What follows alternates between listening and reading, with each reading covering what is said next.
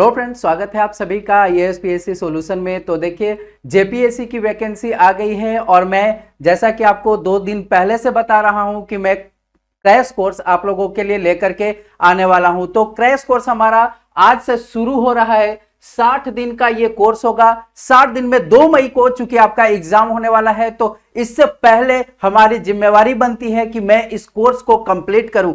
Syllabus थोड़ा बड़ा है। प्री एग्जाम की बात करें तो सिलेबस थोड़ा सा बड़ा है। 2 पेपर हम लोगों को पढ़ने हैं, लेकिन हमारा पेपर 2 जो है वो सबसे ज्यादा महत्वपूर्ण है, झारखंड सामान्य ज्ञान का। तो इसको सबसे पहले हम लोग एंड करेंगे। तो इस 60 दिन में पूरा का पूरा जो भी सिलेबस है हमारा, वो मैं आप लोगों को खत्म करूंगा। तो बिल्कुल सिलेबस के अनुरूप मैं आप लोगों को पढ़ाने वाला हूं, फालतू की कोई भी चीजें नहीं होंगी। तो आज का जो हमारा टॉपिक होगा, आज ये हमारा पहला क्लास है झारखंड सामान्य ज्ञान का। तो झारखंड के इतिहास को आज हम लोग देखने वाले हैं। झारखंड के इतिहास में अगर बात करें तो आज हम लोग बात करेंगे मुंडा शासन व्यवस्था से। आप सिलेबस खोलकर देख लेंगे, मुंडा शासन व्यवस्था से एक क्वेश्चन पूछा जाएगा। आज ये एक वीडियो में हम लोग पूरे शासन व्यवस्था को 3 से 4 वीडियो में खत्म कर देंगे। तो एक क्वेश्चन यहां से पूछा जाएगा, 2 मार्क्स यहां से आपका बन जाएगा। तो वीडियो में अंत तक बने रहिएगा। वीडियो अच्छा लगे तो लाइक कर दीजिएगा, सभी दोस्तों के साथ शेयर कर दीजिए, क्योंकि 60 दिन में पूरा कोर्स मैं इसमें खत्म करने वाला हूं। और चैनल पे नए होंगे तो सब्सक्राइब भी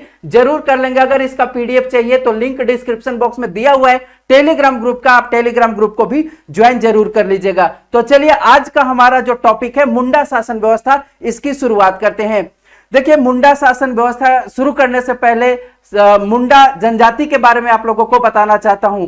मुंडा शासन व्यवस्था नाम से ही हम लोगों को पता चल रहा है कि मुंडा एक जनजाति है, और इन जनजाति के अंदर जो शासन व्यवस्थाएं थी, मतलब अभी जो हमारा शासन व्यवस्था है, जैसे मुख्यमंत्री हैं, प्रधानमंत्री हैं देश में, तो देश में जो प्रधानमंत्री हैं वो पूरे देश को कैसे चला रहे हैं, किस किस स्तर पर यहाँ पे शासन व्यवस्था चल रहा है। वैसे ही जो मुंडा जनजाति थी, जितने जनजातियां हुआ करती थी, उन जनजातियों का अलग अलग शासन व्यवस्था होता था, अलग अलग रूप से अलग अलग तरीके से अपना शासन चलाया करते थे। तो आज हम लोग पढ़ेंगे कि मुंडा जो है अपने शासन व्यवस्था में क्या क्या चीजें इस्तेमाल करते थे और कौन कौन लोग का क्या क्या रोल होता था, वो सारा कुछ। जैसे अभी हम लोग अगर बात करें तो एक मुख्यमंत्री का एग्जांपल ले लेते हैं।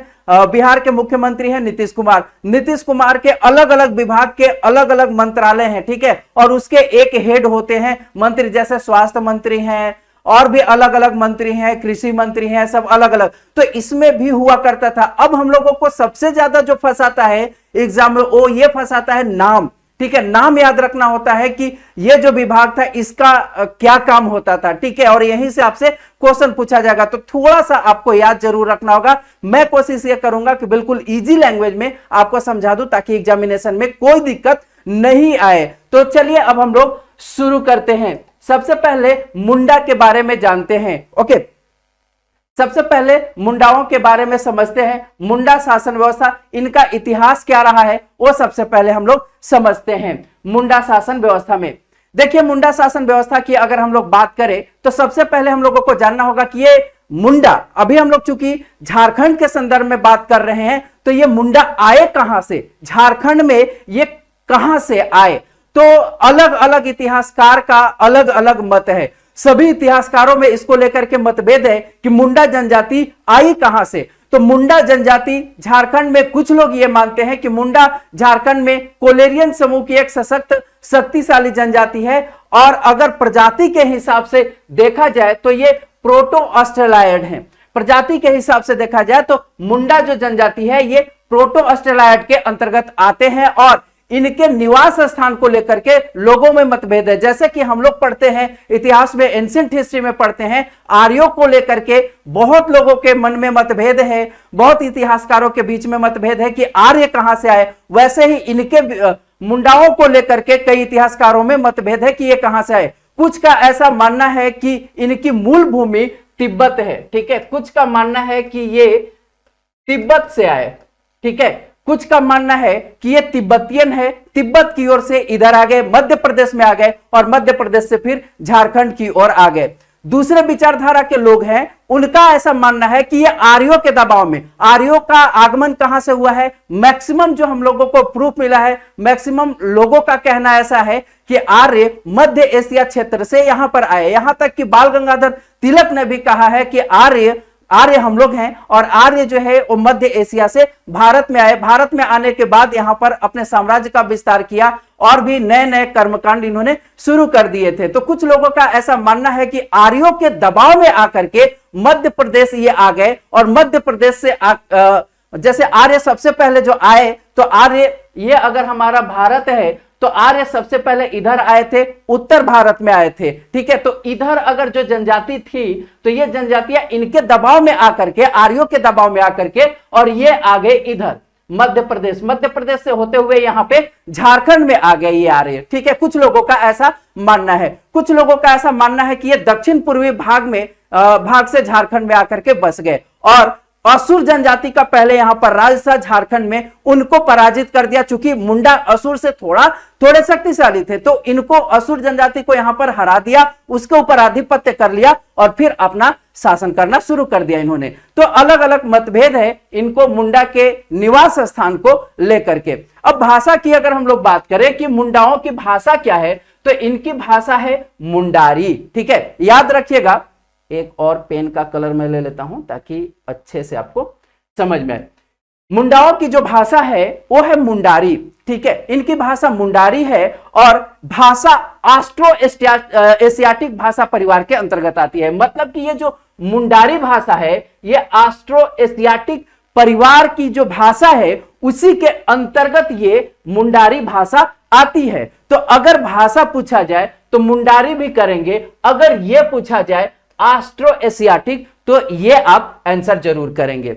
अब यहां पे बात आती है, मुंडा अपनी जो भाषा है, मुंडाओं की जो भाषा है, वो मुंडा अपनी भाषा को किस नाम से पुकारते हैं? तो मुंडा अपनी भाषा को होड़ो जगर कहते हैं, ठीक है।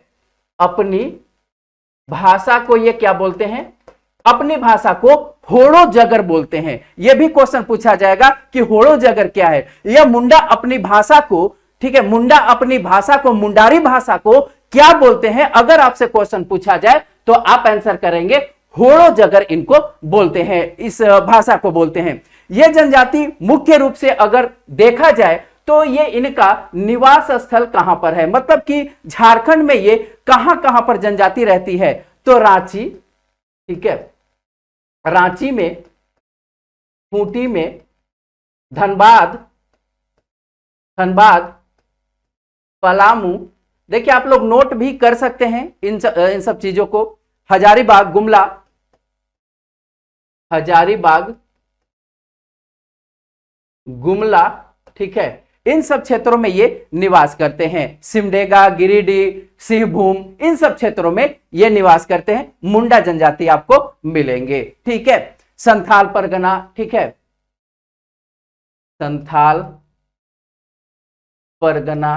संथाल परगना में भी इनका निवास है, यहां पर भी ये रहते हैं। अब एक चीज याद रखना है आपको कि मुंडा गांव में 3 विशेष स्थल होते हैं।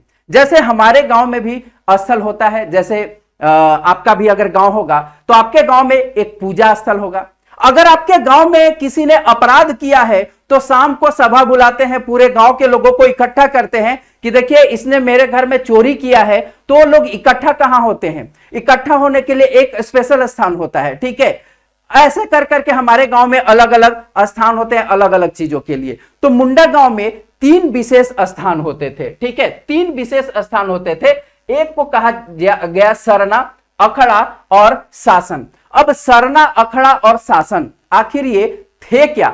सरना जहां इनके ग्राम के देवता रहते थे, सरना में इनके गांव के देवता निवास करते थे। यानी कि कहने का मतलब कि हमारा जो गांव है, हमारे गांव में एक मंदिर हम लोग बनाते हैं और उसमें देवता को स्थापित कर देते हैं। उसको हम लोग क्या बोलते हैं? एक घर बना देते हैं और उसमें देवता को स्थापित कर देते हैं, उसको हम लोग बोलते हैं मंदिर, ठीक है। लेकिन यहां पे ये क्या बोलते हैं? उस मंदिर को सरना बोलते हैं। और मुंडाओं की, मुंडा जनजाति की देवता, इनके जो देवता हैं वो सरना में निवास करते हैं, ठीक है। दूसरा है अखड़ा। अखड़ा किसको कहा जाता था? जहां पर पंचायत की बैठक होती थी, ठीक है, जहां पर पंचायत की बैठक होती थी, याद रखिएगा। जहां पर किसी ने अगर अपराध किया या कोई भी चीजें अगर करनी है और लोगों को इकट्ठा करना है, लोगों को एक जगह पर पंचायत बुलाना है, तो तो पंचायत की बैठक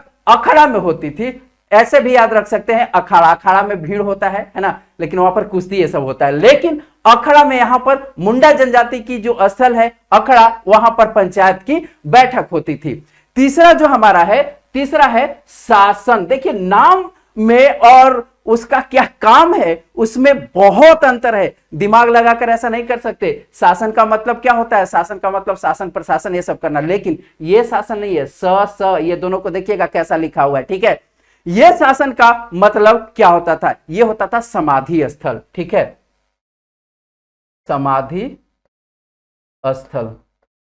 ये जो था, ये जो शासन था ये था समाधि स्थल। कहने का मतलब कि किसी की अगर मृत्यु हुई तो उसको दफनाया जाता था, उसके शवों को दफनाया जाता था,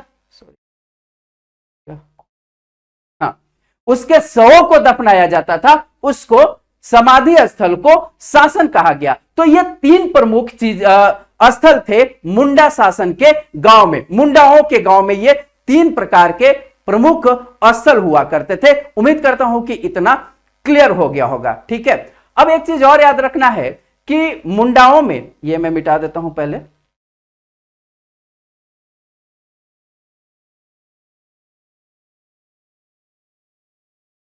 देखिए एक चीज और याद रखना है कि मुंडाओं में जो युवा गृह है, युवा गृह को क्या कहा जाता था। मुंडाओं में जो युवा गृह था, ठीक है, युवा गृह को गीतियोड़ा कहा जाता था, गीतियोड़ा कहा जाता था, याद रखना है आपको। ये झारखंड एसएससी में और दारोगा के एग्जाम में कई बार क्वेश्चन पूछा गया है कि युवा गृह को क्या कहा जाता था, गीतियोड़ा कहा जाता था। तो इतना जो है उम्मीद करता हूं कि क्लियर हो गया होगा। अब देखिए झारखंड में जब मुंडाओं का प्रवेश हुआ, झारखंड में जब ये आए, तो झारखंड अभी भी अगर आप जाएंगे झारखंड में, और झारखंड से अगर आप हैं, ठीक है, तो मैक्सिमम लोग तो झारखंड से होंगे जो फॉर्म अप्लाई कर रहे हैं ना, तो यहां पे जंगल पहाड़ ये सब काफी ज्यादा आप लोगों को मिलेंगे। तब उस समय जब मुंडाओं का आगमन हुआ होगा तो आप समझ सकते हैं कि उस समय जंगल कितने ज्यादा होंगे, मैक्सिमम स्थल पर जंगल थे।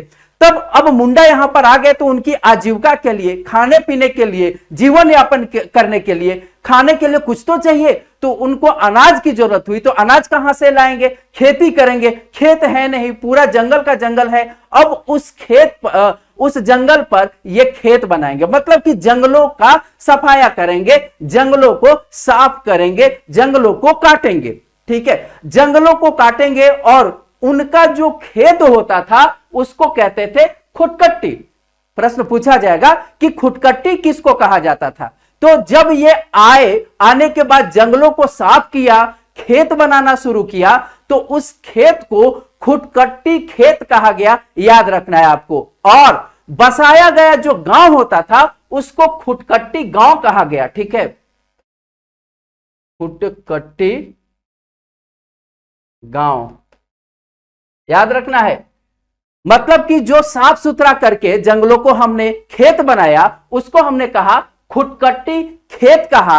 और जो गांव हमने बसाया वहां पर रहने लगे, कृषि होने लगी। अब खेती मान लिया कि जहां पे हम करेंगे, इसके बाद खेती को छोड़कर जाएंगे तो नहीं, तो वहां पे हमने घर बना लिया, झोपड़ी बना लिया, और ऐसे कर करके कई लोग वहां पर बस गए। और अगर 10 15 20 लोग बस गए, 20 25 घर बन गया, तो वो क्या कहलाएगा, वो गांव कहलाएगा, ग्राम कहलाएगा। तो उस गांव को फिर क्या कह दिया गया, खुटकट्टी गांव कह दिया गया। खुटकट्टी खेत समझ में आ गया, खुटकट्टी गांव समझ में आ गया कि खुटकट्टी गांव किसको कहा गया। अब दूसरा चीज याद रखना है, अब मान लिया कि खेत बनाने वाला जो होता था, ठीक है, मान लिया कि जो आदमी उसमें लगा हुआ है, जंगलों को काटने में लगा हुआ है, जो जिसने खेत को बनाया उसको क्या कहा जाता है, यहां पे लिख देता हूं,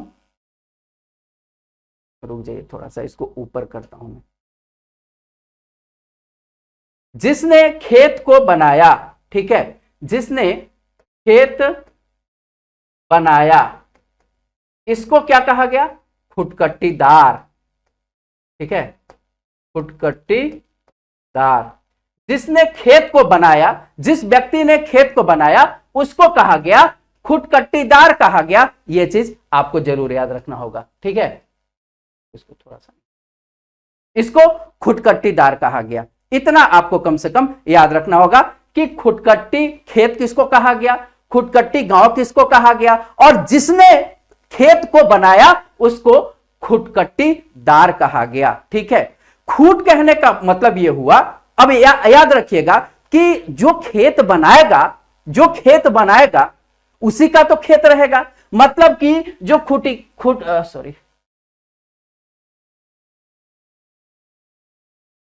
जो खुटकट्टीदार है उसी का खेत रहेगा। और एक आदमी जो खेत बनाया वो अपने पूरे परिवार के लिए बना रहा है कि उस पर खेती करेगा तो उसका जो बाल बच्चा होगा, परिवार होगा, उस पर कृषि होगी तो खाएगा पिएगा जीवन यापन करेगा, है ना।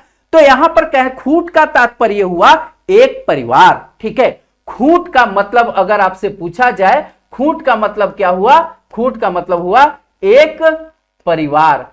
खूट का मतलब हुआ एक परिवार, याद रखना है, खूट का मतलब एक परिवार हो गया। यह कहा जा सकता है कि उस समय की प्रशासनिक व्यवस्था खुटकट्टीदार व्यवस्था थी, है ना, प्रशासनिक व्यवस्था खुटकट्टीदार व्यवस्था थी। तो उम्मीद करता हूं कि खुटकट्टीदार अगर आपके सामने शब्द आए तो अब आप गलत नहीं करेंगे, अब आप क्लियर इतना हो गया होगा। अब हम लोग चलते हैं आगे। देखिए, मुंडा जनजातियों में प्रत्येक गांव का एक पंचायत होता था, हमारे यहां अभी भी होता है ना। हर गांव का एक पंचायत होता है। ठीक है, कई गांव को मिला करके, जैसे 4 5 7 गांव को मिला करके हम उसको पंचायत बोलते हैं। मुंडा जनजातियों में भी हर गांव का एक पंचायत होता है, हर गांव का, याद रखिएगा, वो पंचायत और इस पंचायत में अंतर है।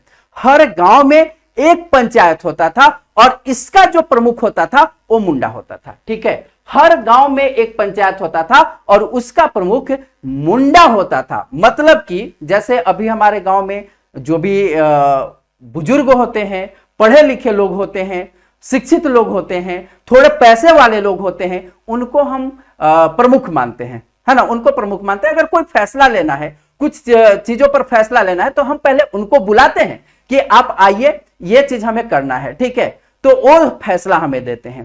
तो यहां पर जो मुंडा जनजाति में गांव का एक पंचायत होता था और उस पंचायत का जो प्रमुख होता था, मेन व्यक्ति जो होता था, उसी को कहा जाता था मुंडा। क्या कहा जाता था उसको? मुंडा कहा जाता था। और ऐसे कई ग्राम पंचायतों या गांव को मिला करके, मतलब कि ऐसे कई गांव को मिला करके, एक गांव में एक पंचायत है, याद रखिएगा, तो ऐसे कई पंचायतों को मिला करके एक पट्टी बनाया जाता था। ठीक है, एक पट्टी बनाया जाता था। लगता है एक नया पेज लेना पड़ेगा। ठीक है, देखिए, ऐसे कई गांवों को मिला करके एक पट्टी बनाया जाता था, पंचायत।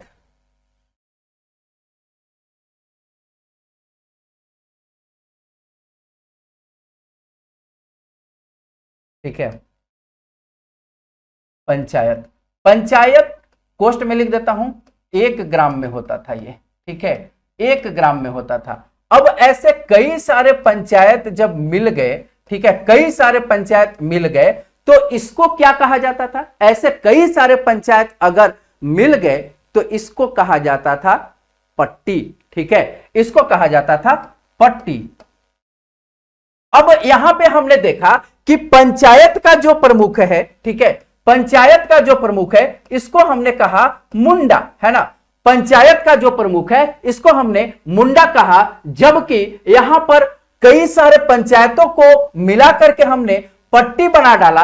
अब ये जो पट्टी होगा इसका भी कोई ना कोई प्रमुख होगा, तो इसका पट्टी का जो प्रमुख होगा उसको हम लोग क्या बोलेंगे? इसको बोलेंगे मानकी। ठीक है, पट्टी का जो प्रमुख होगा इसको हम लोग मानकी बोलेंगे। कई पट्टियों को मिला करके, अब कई पट्टियों को हम मिला देंगे। ठीक है, कई सारे पट्टियों को मिला करके, कई सारे पट्टियों को मिला करके पढ़ा बनता था। ठीक है, कई सारे पट्टियों को मिला करके पढ़ा, ठीक है, पढ़ा का निर्माण होता था। कई सारे पट्टियों को मिला दिया तो फिर ये पढ़ा बन जाता था। ठीक है, और पढ़ा का जो प्रमुख होता था, ठीक है, पढ़ा का जो प्रमुख होता था उसको हम पढ़ा राजा कहते थे। ठीक है, इसको हम लोग क्या बोलते थे? पढ़ा राजा, पढ़ा राजा इसको बोलते थे। ठीक है, इसको पढ़ा राजा कहा जाता था। एक बार रिवीजन करा देता हूं, हर एक गांव में एक पंचायत हुआ करता था और इस कई पंचायत को मिला करके क्या बनता था, पट्टी बनता था। कई पट्टियों को मिला करके पढ़ा बनता था। देखिए, पट्टी का जो हेड होता था, प्रमुख होता था, उसको मानकी बोला जाता था, जबकि पढ़ा कई सारे पट्टियों को मिलाकर के पढ़ा बनता था और पढ़ा का जो प्रमुख होता था उसको पढ़ा राजा कहा जाता था और पंचायत का जो मुखिया होता था उसको मुंडा कहा जाता था। तो उम्मीद करता हूं कि इतना क्लियर हो गया होगा, ठीक है। और इस पंचायत में 5 कार्यपालक अधिकारी होते थे। अब अधिकारियों के ऊपर आएंगे कि कौन कौन से अधिकारी हुआ करते थे, ठीक है। तो इतना क्लियर है। चले अब आगे, अब हम लोग आगे चलते हैं। लाइक जरूर करते जाइएगा और शेयर भी जरूर करते जाइएगा। अगर जेपीएससी की ढंग से तैयारी करनी है तो चैनल को सब्सक्राइब भी जरूर कर लेंगे। ओके, अब आगे चलते हैं। अब हम लोग बात करेंगे कि मुंडा शासन व्यवस्था को चलाने के लिए कौन कौन से विभाग थे और उसके कौन कौन से अधिकारी थे। आप इस माइंड मैप के माध्यम से चीजों को समझ सकते हैं। इसका पीडीएफ जरूर डाउनलोड कीजिएगा, बहुत ही अच्छे से आप लोगों को समझ में आएगा, ठीक है। तो मुंडा, सबसे पहले हमने आप लोगों को बता रखा है कि ये जो मुंडा होता था, ठीक है, ये मुंडा के बारे में भी हमने देखा कि गांव का ये प्रधान होता था। मतलब कि गांव में पंचायत होता था और पंचायत का प्रधान कौन होता था, ये होता था। मतलब कि ग्राम प्रधान कौन होता था, मुंडा होता था। मुंडा गांव का प्रमुख होता था और गांव की शासन व्यवस्था में इसकी प्रमुख भूमिका होती थी। अगर अभी हम लोग देखें, एक एग्जांपल के तहत समझाने का प्रयास कर रहा हूं आपको। आप शहर में अगर रह रहे तो नगर निगम होता है ना, नगर निगम होता है और नगर निगम में अलग अलग वार्ड होते हैं और हर वार्ड के एक प्रमुख होते हैं जिनको हम लोग बोलते हैं वार्ड सदस्य। उस वार्ड में जो भी दिक्कतें परेशानियां आएंगी, जितने क्षेत्र में वार्ड है उसमें जो भी दिक्कत परेशानियां आएंगी, वह जो वार्ड सदस्य होगा उन परेशानियों का हल करेगा। अगर उससे नहीं हो पाएगा तो वो आगे अध्यक्ष के पास जाएगा। तो गांव का जो प्रधान था मुंडा, गांव के प्रशासन में मेन भूमिका इसी की होती थी, ठीक है। जो भी गांव में अगर होता था, जो भी कार्य होना होता था या जो भी प्रशासन से चीजें होती थी, उसको यह हैंडल करता था, मुंडा हैंडल करता था, ठीक है। न्यायिक तथा सामाजिक कार्यों का दायित्व जो है, चाहे कोई मारपीट हो उसमें अगर न्याय करना है, कोई किसी घर चोरी कर लिया या कोई भी अपराध अगर किया और उसको अगर न्याय चाहिए, यानी कि न्यायिक कार्य, उसमें भी यही करता था। गांव का काम यही करता था, मुंडा करता था, ठीक है। गांव की बैठक की अध्यक्षता भी यही करता था। गांव की बैठक की अध्यक्षता मुंडा के द्वारा ही किया जाता था। और मालगुजारी का मतलब होता है कर, ठीक है।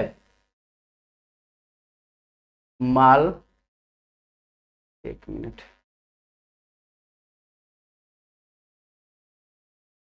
मालगुजारी वसूलता था ये,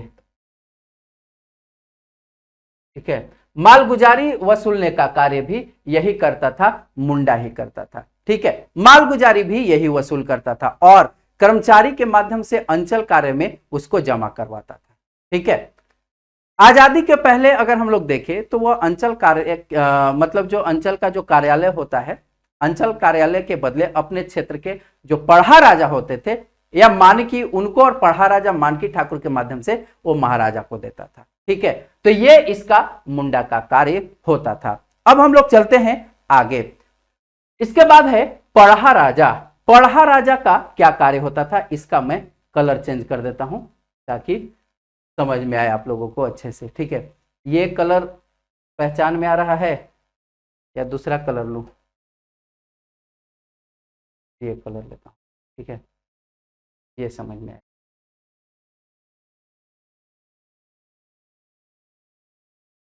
ठीक है, पढ़ा राजा। ये पढ़ा राजा जो था, इसका कार्य क्या होता था?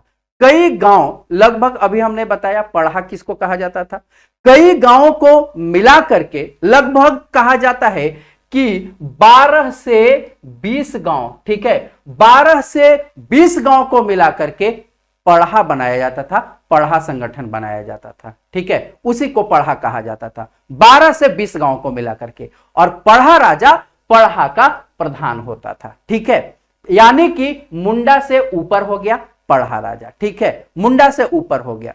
कुछ मुंडा क्षेत्रों में पढ़ा राजा को मानकी भी कहा जाता था। कुछ कुछ मुंडा क्षेत्रों में, यानी कि जो गांव का क्षेत्र होता था उसको पढ़ा राजा को उसमें मानकी भी कहा जाता था। ठीक है, मुंडा से पहले अगर देखें, मुंडा क्षेत्र से पहले अगर हम लोग देखें तो इसके पहले 12 पढ़ा थे, अब 22 पढ़ा है। ठीक है, तो ये चीजें याद रखनी है आपको।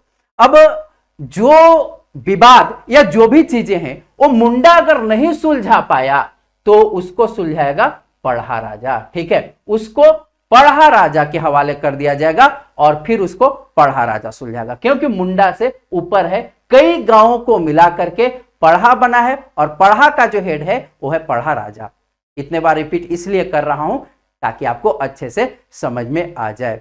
इसके बाद यहां पे आप देखेंगे तो यहां पे है राजा। ठीक है, राजा। अब इस राजा का क्या कार्य होता था?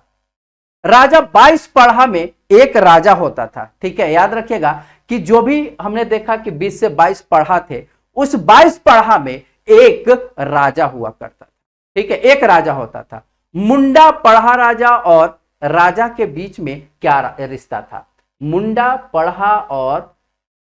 पढ़ा राजा और राजा, इन तीनों के बीच में आखिर रिश्ता क्या था? मुंडा गांव के विकास का कार्य करता था। ध्यान से सुनिएगा चीजों को। मुंडा गांव के विकास, सुरक्षा, झगड़े झंझट उनका निपटारा करता था। गांव के जो भी अन्य मामले होते थे उसका फैसला ये स्वतंत्र रूप से कर लेता था। ठीक है, फ्री होकर, मतलब स्वतंत्र रूप से ये गांव का फैसला ये कर लेता था। ठीक है, पढ़ा राजा गांव के मामले में हस्तक्षेप तक नहीं करता था। पढ़ा राजा जो था ये गांव में क्या हो रहा है नहीं हो रहा है इसको, इससे कोई मतलब नहीं हुआ करता था, जब तक कि गांव का मुंडा, जब तक कि ये मुंडा इसको इन्फॉर्म नहीं करे कि देखिए ऐसा मामला आ गया है कि मुझसे नहीं हो पा रहा है, अब आप ही संभालिए, तब जाकर के पढ़ा राजा इसमें हस्तक्षेप करता था। अगर पढ़ा राजा से भी नहीं हो पाया, पढ़ा राजा से भी नहीं हो पाया, तब पढ़ा राजा आमंत्रित करता था राजा को कि देखिए ऐसा हो गया है, मुंडा जी से भी नहीं हो पाया, हमसे भी नहीं हो पाया, आप थोड़ा सा इसको देख लीजिए। तो फिर जाकर के राजा के ऊपर जिम्मेवारी आती थी। अगला है ठाकुर। ठाकुर का क्या कार्य होता था? ठाकुर पढ़ा राजा के कामों में सहयोग करता था। यह जो पढ़ा राजा है इसके कामों में यह सहयोग करेगा। ठीक है, सहयोग करेगा। किसके काम में? पढ़ा राजा के काम में सहयोग करेगा ठाकुर, याद रखना है आपको। इसे सहायक भी कहा जाता है, इसको सहायक भी कहा जाता है, नोट भी करते चलेंगे। आगे अगर हम लोग चले तो अगला है दीवान। यहां पे दूसरा कलर ले लेता हूं। अगला है दीवान। दीवान क्या करता था? दीवान राजा का मंत्री होता था। ये जो राजा है, ठीक है, ये जो राजा है, ऐसे लेकर के आता हूं, राजा का मंत्री होता था दीवान। लिख देता हूं, राजा का मंत्री। ठीक है, राजा का मंत्री ये दीवान हुआ करता था। ठीक है, मतलब कि दीवान राजा का मंत्री होता था, जो राजा के हुक्म को आगे अमल में लाता था। राजा ने जो भी आदेश दिया, जो भी हुक्म दिया, जैसे आपने मूवी में भी कई बार देखा होगा, जो बड़े बड़े सेठ होते हैं, जमींदार होते हैं, उनके यहां दीवान होते थे, बोलते थे दीवान जी ये काम हुआ, तो हाँ हुआ, ठीक है, नहीं हुआ, जो भी उनको होता था। ठीक है, तो राजा जो है वो दीवान को हुक्म देता था।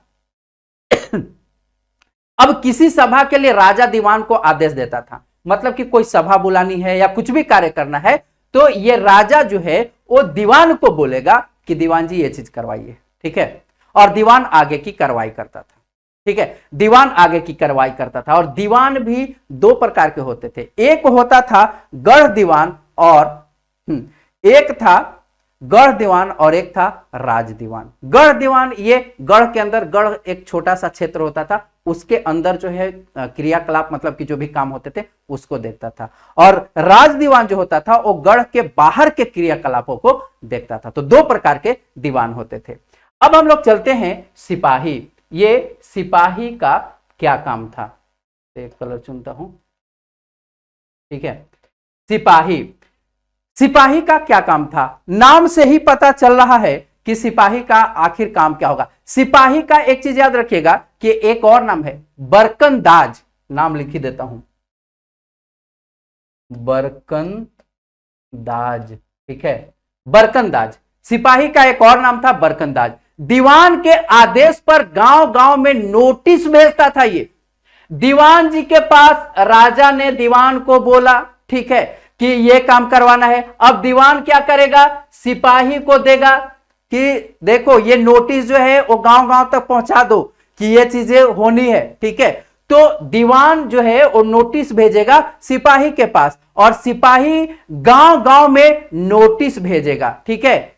यही काम इसका होता था सिपाही का, ठीक है। बरकंदाज भी इसको कहा जाता था।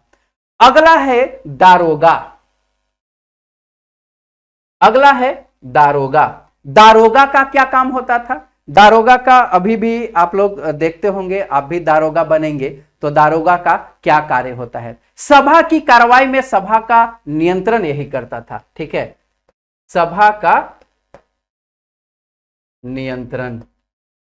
इतना कलर लेना पड़ रहा है कि आप लोगों को समझ में आए, फिर भी ये बिल्कुल खिचपिच हो गया है ना, समझाने में हो गया है। देखिए दारोगा का क्या कार्य होता था। जब कोई राजा दीवान, राजा मतलब कि सभा बुलाया तो सभा में तो भीड़ होगी ही होगी, है ना। तो सभा में भीड़ होगी तो भीड़ को नियंत्रित करने के लिए दारोगा हुआ करता था, ठीक है। जैसे अभी अगर मुख्यमंत्री को कहीं किसी डिस्ट्रिक्ट में आना हो तो सभी दारोगा उस डिस्ट्रिक्ट के होंगे, वो एक जगह जमा हो जाते हैं कि भीड़ को कैसे हम नियंत्रित करें। तो सभा जो बुलाया जाता था उस सभा में भीड़ को नियंत्रित करने के लिए, सभा को नियंत्रित करने के लिए, और सभा में जो प्रवेश करने वाला व्यक्ति होगा उसकी जांच पड़ताल करेगा कि कहीं कोई ये छिपा करके हथियार तो नहीं लेकर के आया है। यह सब कार्य जो है वो दारोगा के हाथ में होता था, ठीक है। यह सब कार्य किसके हाथों में होता था, दारोगा के हाथ में होता था। अब आगे चलते हैं, आगे है पांडे। पांडे का क्या कार्य होता था, नाम से ही पता चल रहा है। पांडे, हमारे यहां जो पांडे जी होते हैं उनका काम होता है पूजा पाठ कराना, लेकिन वो मत समझ जाइएगा और अंदाज से एग्जाम में आंसर नहीं कर दीजिएगा, नहीं तो चले जाइएगा। ये जो पांडे जी हैं इनका काम होता था कागज पत्तर जो होता था, कागज पत्रों को रखने की जिम्मेवारी, ठीक है, कागज पत्रों को रखने की जिम्मेवारी,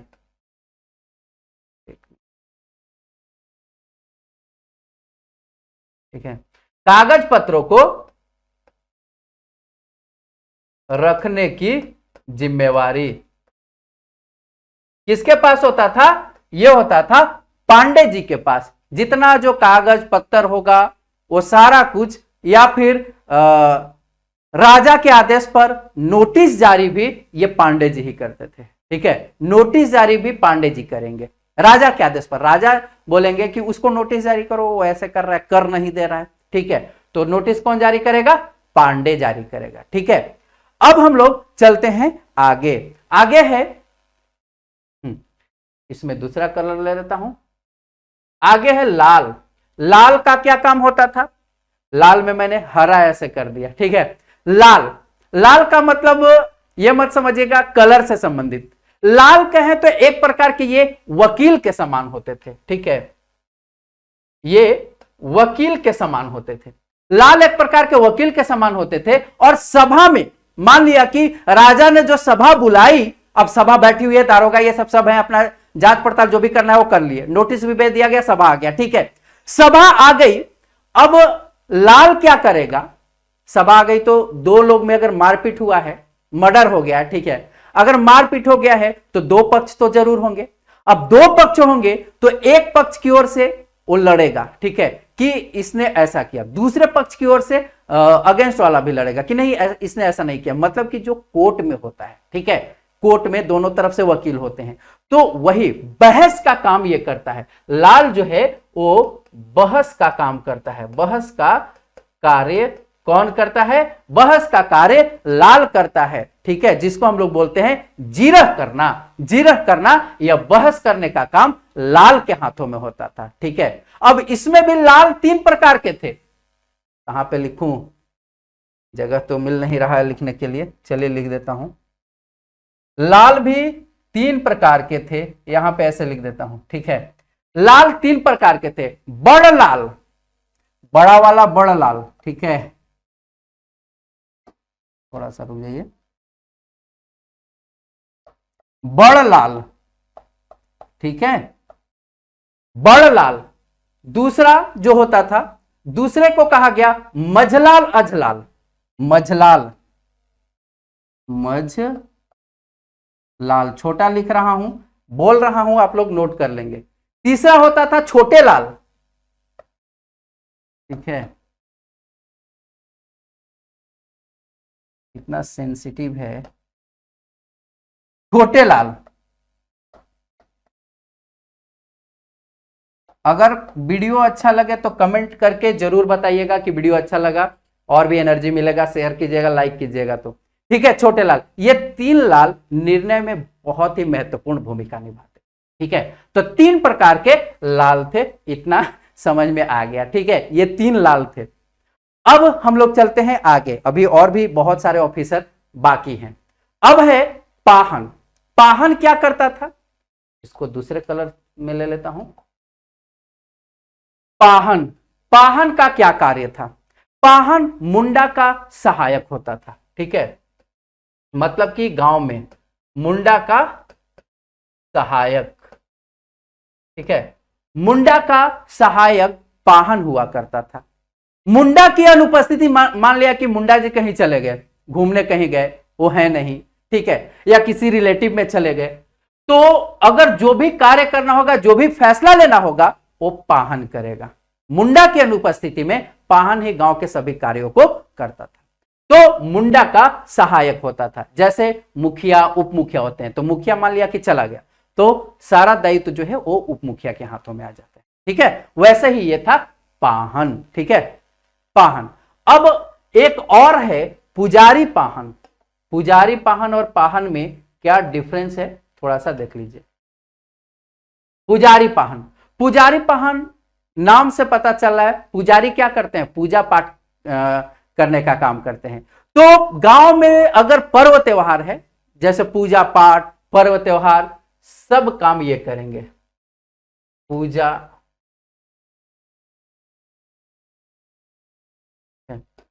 पूजा पाठ,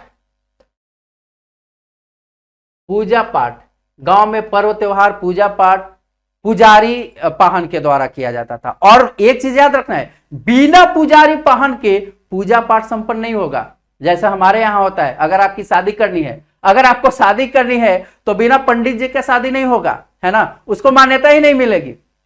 तो यही चीज यहां पे होता था। अगर शादी क्या छोड़ दीजिए, अगर पूजा पाठ भी करवाना है, श्री पंचमी की कुछ पूजा पाठ करवानी है, अब तो लोग खुद से भी करने लगे हैं, लेकिन बिना पंडित जी के नहीं होता था। वैसे ही यहां पर भी था, बिना पुजारी पाहन के कोई पूजा पाठ संपन्न ही नहीं होता था, कोई धार्मिक पर्व त्योहार संपन्न ही नहीं होता था बिना पुजारी पाहन के, ठीक है। तो ये रोल था पुजारी पाहन का।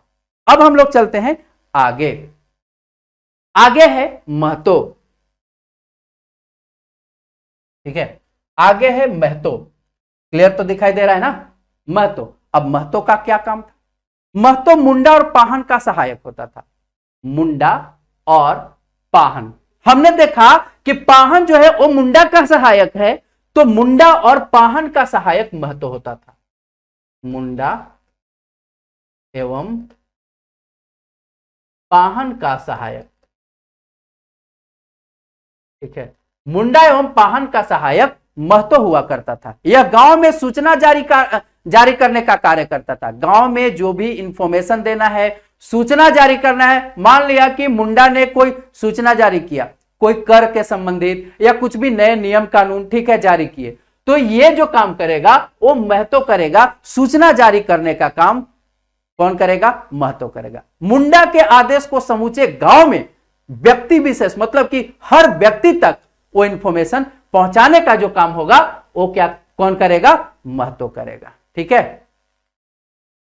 और एक काम और इसका होता था, गांव के बाहर जो चीजें हो रही हैं वो महतो क्या करेगा? मुंडा तक पहुंचाएगा। गांव के बाहर अगर कुछ खलबली हो रही है या कुछ भी हो रहा है तो सारा इंफॉर्मेशन महतो मुंडा तक पहुंचाएगा। ठीक है, महतो कहां पहुंचाएगा? मुंडा तक वो पहुंचाएगा। ये महतो का काम होता था। सूचना का आदान प्रदान करने का काम किसका होता था? महतो का होता था। ठीक है, अब हम लोग चलते हैं पुरोहित। पुरोहित क्या थे? पुरोहित महाराज की ओर चलते हैं। पुरोहित महाराज का क्या काम था? ये शुद्धिकरण का काम करते थे। ठीक है, ये शुद्धिकरण का काम करते थे। हम लोग इतिहास में पढ़े हैं कि स्वामी विवेकानंद ने शुद्धि आंदोलन चलाया था। मतलब कि वो आंदोलन क्या था कि जो भी हिंदू अगर इस्लाम धर्म कबूल कर लिए थे, ईसाई धर्म कबूल कर लिए थे, चाहे दबाव में आकर या किसी कारण से, और फिर से वो हिंदू बनना चाहते हैं, तो इसलिए उन्होंने शुद्धि आंदोलन चलाया था कि आ जाओ आप। पुरोहित क्या करता था? यह शुद्धिकरण का कार्य करता था। जब कोई व्यक्ति समाज विरोधी काम करता था, ठीक है, जब कोई व्यक्ति समाज विरोधी काम करता था, समाज में जो नियम कानून बनाए गए थे और उस समाज के विरोध में अगर कुछ काम किया कोई भी आदमी, ठीक है, चाहे वो जाति का हो या गोत्र के विरुद्ध कोई काम करे, जाति या गोत्र के विरुद्ध काम करे, तो उसको दंड मिलता था। और उसको दंड मिल जाता था। मान लिया कि कोई भी दंड, इसको चाहे आर्थिक दंड दिया जाए या शारीरिक दंड। शारीरिक दंड का मतलब कि बांध करके मारा जाएगा ऐसे, ठीक है, और आर्थिक दंड मतलब कि पैसे या जो भी चीजें हैं या अनाज कुछ उसको देना होगा। ठीक है, अब मान लिया कि उसको दंड भी मिल गया, पिटाई भी उसकी हो गई। पिटाई होने के बाद अब इसकी शुद्धिकरण की जाएगी। ठीक है, उसको फिर से शुद्ध किया जाएगा, तब इसको समाज में दोबारा इंटर किया जाएगा। ठीक है, तो शुद्धिकरण का कार्य ये करते थे। शुद्धिकरण, शुद्धिकरण का कार्य किनके हाथों में था? पुरोहित के हाथों में था। ठीक है, तब जाकर के उस व्यक्ति को दोबारा समाज में मिला लिया जाता था। दंड नहीं देने पर उस व्यक्ति का समाज से बहिष्कार कर दिया जाता था। मतलब कि उस व्यक्ति को अगर दंड नहीं मिला है, चाहे आर्थिक हो या शारीरिक दंड अगर नहीं मिला है, तो उस व्यक्ति को क्या कर दिया जाता था कि समाज से बहिष्कार, मतलब कि इस गांव में फिर आना नहीं है तुमको। ठीक है, दंड मिल गया, शुद्धिकरण पुरोहित महाराज कर देंगे, फिर से तुम समाज में आ जाओ। तो यह पुरोहित का काम होता था। अगला है घटवार। ठीक है, अगला घटवार। घटवार का क्या काम होता था? दंड में जो चीजें मिली हैं, मतलब कि किसी व्यक्ति को दंड दिया गया, पुरोहित जी उसको शुद्ध कर दिए। अब जो शुद्ध किए तो दंड में उसको मान लिया कि कहा गया कि तुमको 2000 रुपए देना है। ठीक है, तुमने चोरी किया है तो चोरी का दंड यह है कि तुमको 2000 रुपए देना है। तो वो जो 2000 रुपए उसको मिलेगा, तो ये घटवार के पास जाएगा 2000 रुपए, और घटवार क्या करेगा कि इसको बांटेगा। रुपए, पैसे, सामग्री जो भी होता था, दंड की सामग्री, वो इसके जिम्मे होता था। ठीक है, लिख देता हूं, दंड की सामग्री। ठीक है, दंड की सामग्री घटवार के हाथ में होता था। ठीक है, एक था चवार डोलाइत। दूसरा चेंज कर लेता हूं कलर। चवार डोलाइत। चवार डोलाइत का क्या काम था? सभा में, सभा की जब बैठक होती थी, ठीक है, सभा की जब बैठक होती थी तो सभा में हाथ पैर धुलाने का काम करता था। ठीक है, जब सभा में बैठक होती थी तो लोग हाथ धोते थे, पैर धोते थे, तो हाथ पैर धुलाने का काम यह करता था। सभा में हाथ पैर धुलाने का कार्य, ठीक है, धुलाने का कार्य किसके जिम्मे था? चवार डोलाइत के जिम्मे था। ठीक है, एक और था पान खवाइश। नाम से ही पता चल रहा है पान खवाइश का मतलब क्या होगा। सभा बैठी हुई है, अब बड़े बड़े लोग बैठे हुए हैं, राजा भी बैठे हुए हैं, मुंडा भी बैठे हुए हैं, सब बैठे हुए हैं। अब भाई बैठे हुए हैं तो उनको कुछ खाने पीने के लिए चीजें चाहिए, चूना, तंबाकू, पान, मसाला, ये सब चाहिए, है ना।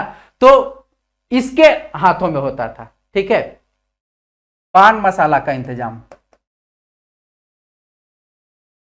पान मसाला का इंतजाम सभा में करता था। सभा में, ठीक है।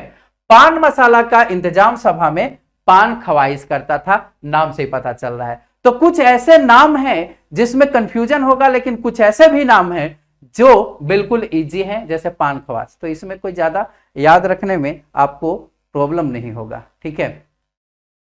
अखड़ा मैंने बता दिया है, अखड़ा क्या होता था। अखड़ा में किसी भी समस्या का मतलब कि बैठक होती थी, ठीक है। और अखड़ा गांव के बीच में एक पुराने पेड़ के नीचे स्थित होता था, ठीक है, उसको अखड़ा कहा जाता था। तो बताइए इतना क्लियर है? अगर समझ में आ गया हो तो इसी पर एक लाइक जरूर ठोकिएगा आप लोग।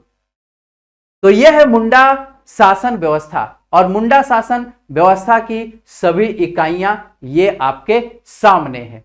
तो अगर समझ में नहीं आया हो तो दोबारा फिर से वीडियो पीछे कर करके जरूर देखिएगा, आराम से समझ में आएगा। बिल्कुल मैंने अपने ओर से बिल्कुल इजी लैंग्वेज में आपको समझाने का प्रयास किया है, ठीक है। चले अब आगे, ओके, अब आगे चलते हैं। देखिए आगे है विवाद निष्पादन की पारंपरिक विधि।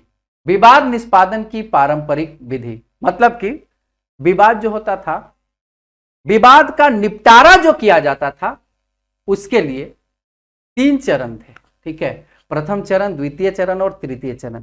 जैसे अगर हमारे बीच में कोई विवाद होता है आपके घर में, या किसी से बहुत बड़ा विवाद हो जाता है जमीन को लेकर, जायदाद को लेकर, या किसी चीज को लेकर, कोई किसी को मार देता है, तो सबसे पहले हमारा विवाद कहां जाता है? सबसे पहले अभी का एग्जांपल मैं बता रहा हूं, थाने में जाता है। थाना क्या करता है? उसको कोर्ट में भेज देता है, जिला कोर्ट में जाता है। जिला कोर्ट से भी नहीं संभल पाता है तो वो हाई कोर्ट में भेज देता है। हाई कोर्ट से भी वो केस कहां पर चला जाता है? सुप्रीम कोर्ट तक चला जाता है।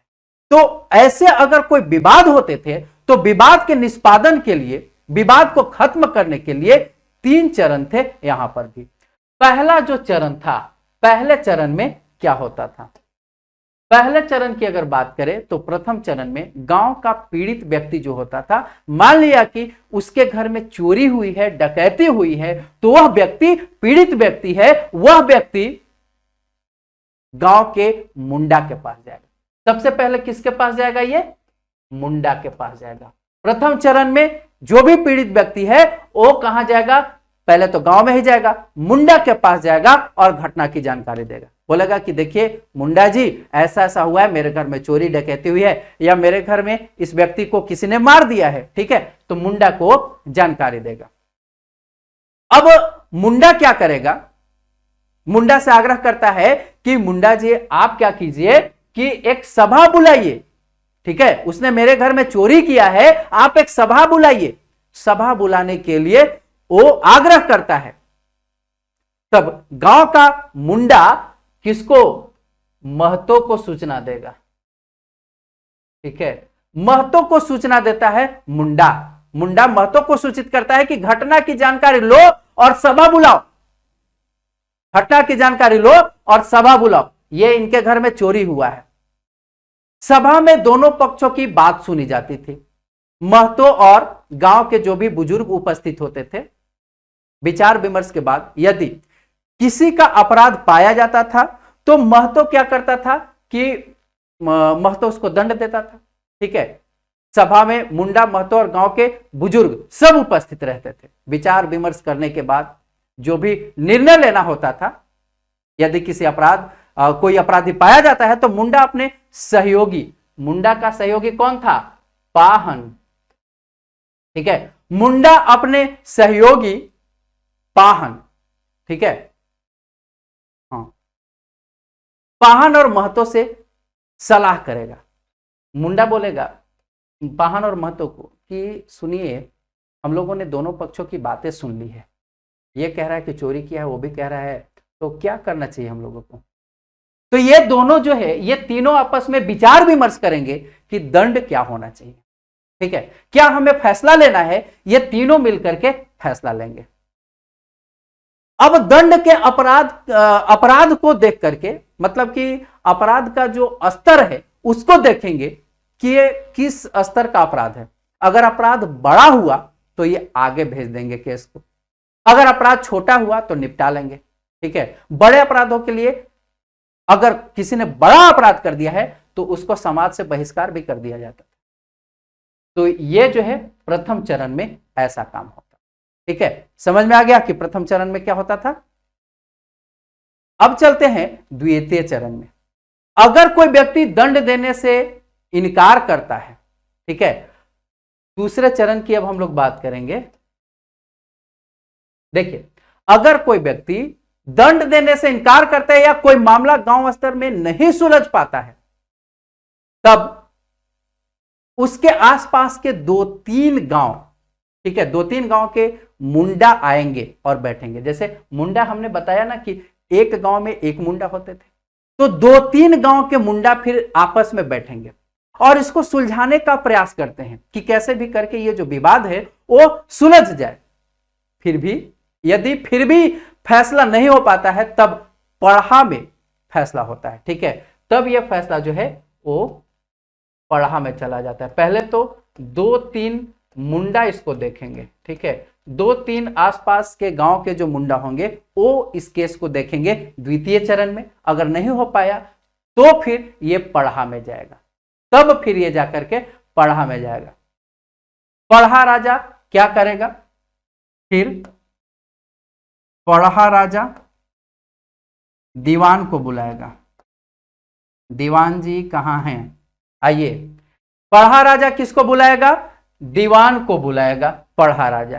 ठीक है, दीवान को बुला करके मामले की जानकारी लेने का आदेश देता है पढ़ा राजा कि दीवान जी जो मामला है वो ले लीजिए आप, ठीक है, और इसके ऊपर फिर अमल विचार किया जाएगा। दीवान पांडे को सूचना देगा। दीवान इधर लिखता हूं नीचे, दीवान जो है वो किसको सूचना देगा, दीवान सूचना देगा पांडे जी को, है ना, दीवान सूचना देगा पांडे जी को सूचना जारी करने का आदेश देता है। अब सूचना को बरकंदाज या सिपाही गांव गांव तक पहुंचाएगा। पांडे जी सूचना जारी कर दिए, ठीक है, पांडे जी सूचना जारी कर दिए। अब जो है बरकंदाज यानी कि सिपाही, अब सिपाही जो है वो इस सूचना को गांव गांव तक व्यक्ति व्यक्ति तक पहुंचा देगा। ठीक है, और तब जाकर के सभा की तिथि निर्धारित की जाएगी। सभा की तिथि निर्धारित की जाएगी। ठीक है, सभा की तिथि निर्धारित की जाएगी। ठीक है, तो ये दूसरे चरण में ऐसा होता था। अब हम लोग चलते हैं कि तीसरे चरण में फिर क्या होता था, तृतीय चरण में क्या होता था। मैं दूसरा कलर लेता हूं।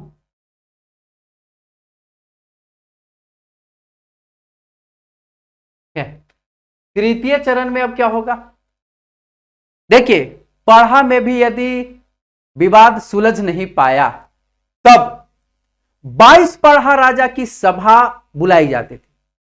22 पढ़ा राजा की सभा होती थी जिसको मानना ही पड़ता था। अगर इसमें 22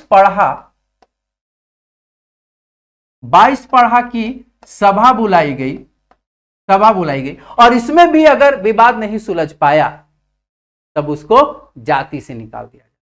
ठीक है, ये कहे तो ये जो 22 पढ़ा होता था ये सुप्रीम कोर्ट होता था, इनका सुप्रीम कोर्ट होता था, ये उच्चतम न्यायालय के समान ये होता था। ठीक है, तो विवाद का निपटारा ऐसे 3 चरणों में होता था।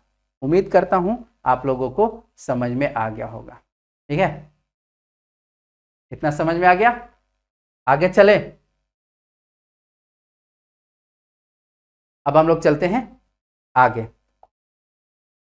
समझिए, 2 नंबर आपका पक्का हो गया है यहां से। ठीक है, एक वीडियो से 2 नंबर पक्का, यहीं से क्वेश्चन आएंगे। और ये चैप्टर समाप्त होगा, ये टॉपिक, इसका एमसीक्यूज तुरंत करा दूंगा। ठीक है, इसका तुरंत एमसीक्यूज अगले वीडियो में।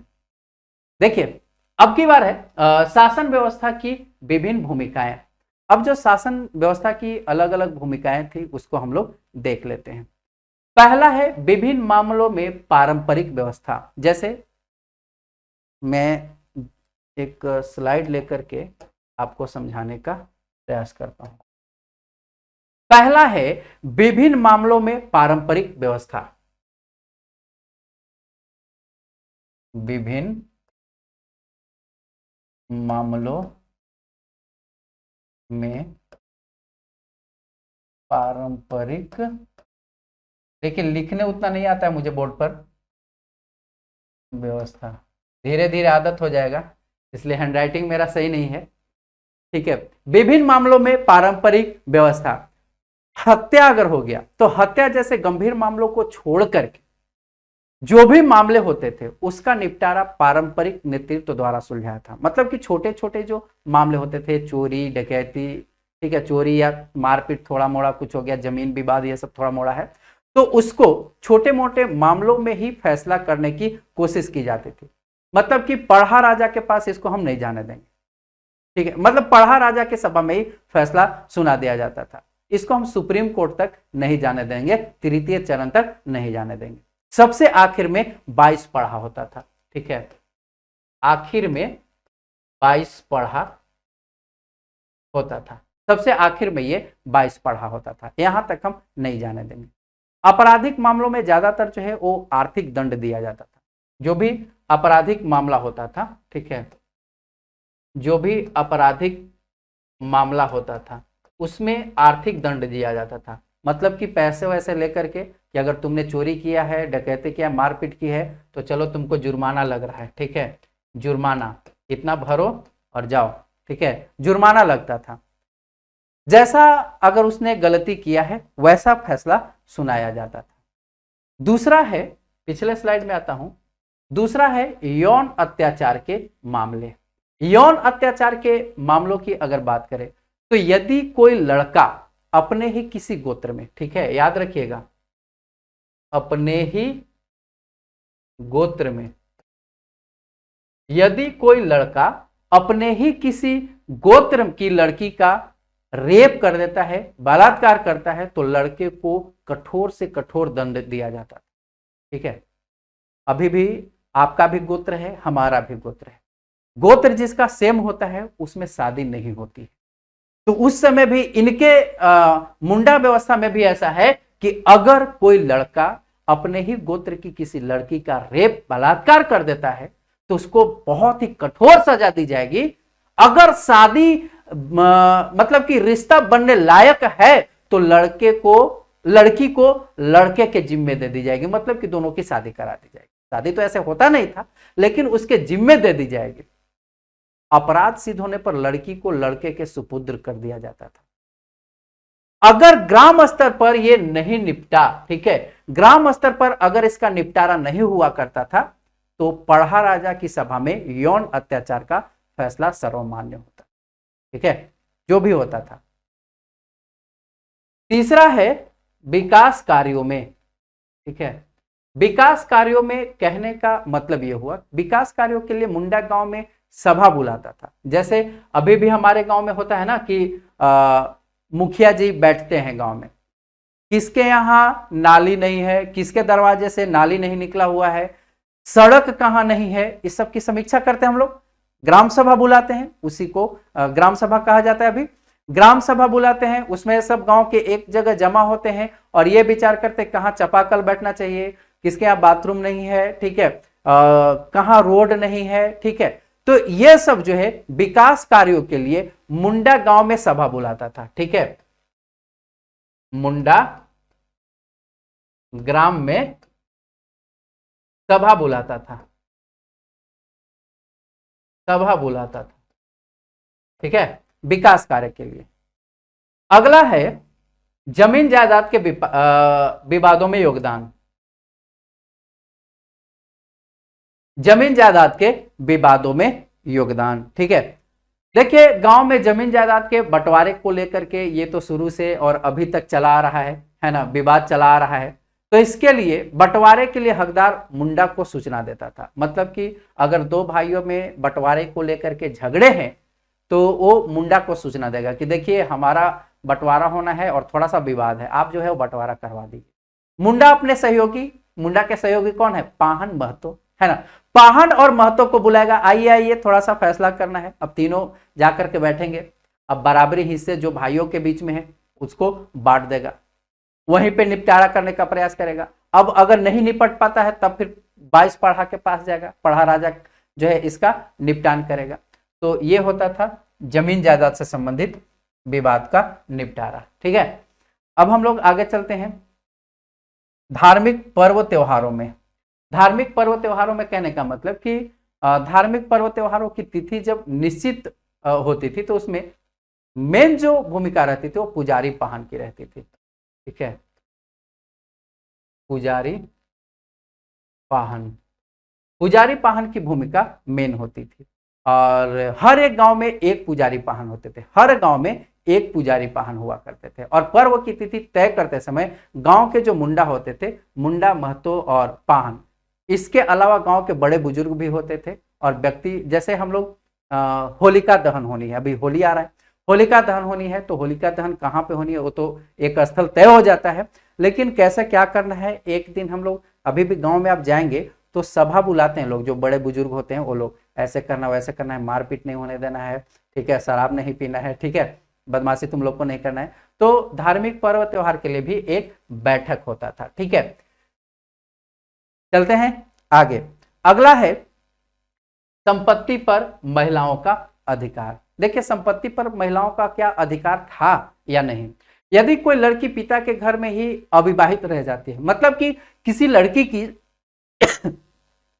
शादी नहीं होती है, किसी लड़की की शादी नहीं होती है और वो अपने पिता के घर में ही रह जाती है, तो उसके भरण पोषण के लिए जमीन का कुछ हिस्सा दे दिया जाता। ठीक है, उसके पिता के घर अविवाहित रह जाती है, अविवाहित अगर रह जाती है तो उसके लिए जमीन दे दिया जाता था। ठीक है, उसके लिए भरण पोषण के लिए जमीन का कुछ हिस्सा दे दिया जाता था, लेकिन एक शर्त यह भी होता था कि ये जो है वो जमीन बेच नहीं सकती है, जमीन की बिक्री नहीं कर सकती है। ठीक है, जमीन की बिक्री नहीं कर सकती। मिल तो गया है, पिताजी ने दे दिया है खाने पीने के लिए क्योंकि इसकी शादी नहीं हुई है, लेकिन जमीन की ये लड़की बिक्री नहीं कर सकती। ठीक है, ये होता था। तो ये चीजें थी। तो बताइए, समझ में आ गया? मुंडा शासन व्यवस्था इतना ही था और यहां से आपके 2 मार्क्स पक्के होते हैं। ठीक है, 2 मार्क्स पक्के हुए यहां से। वीडियो अच्छा लगा हो तो लाइक जरूर कीजिएगा और सभी दोस्तों के साथ शेयर जरूर कीजिएगा। अपना फीडबैक मुझे कमेंट बॉक्स में जरूर बताइएगा कि कैसा लगा वीडियो। अगर कुछ सुधार करने की जरूरत है तो भी जरूर बताइएगा। मिलते हैं अगले क्लास में और अगला जो क्लास होगा इसका हम लोग एमसीक्यूज कर लेंगे ताकि और भी क्लियर हो जाए और इसके बाद अगले शासन व्यवस्था की ओर चले। ठीक है, so thank you so much और चैनल को सब्सक्राइब जरूर कीजिएगा और लाइक भी जरूर कीजिएगा और शेयर भी जरूर कीजिएगा। मिलते हैं फिर।